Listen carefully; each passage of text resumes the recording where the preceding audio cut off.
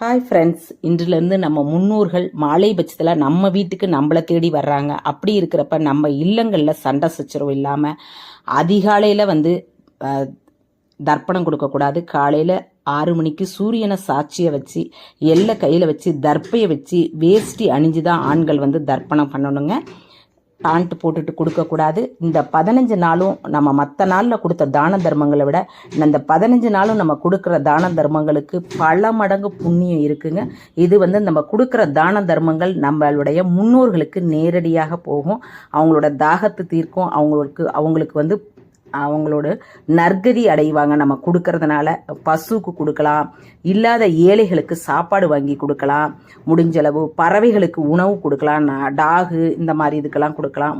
ரொம்ப முடியாதவங்களுக்கு செருப்பு, துணி எல்லாமே வாங்கி கொடுக்கலாங்க. தானங்கள் சிறந்ததுங்க. இந்த மாலை பட்சத்தில் தினந்தோறும் கொடுத்து பல மடங்கு புண்ணியத்தை சேர்த்து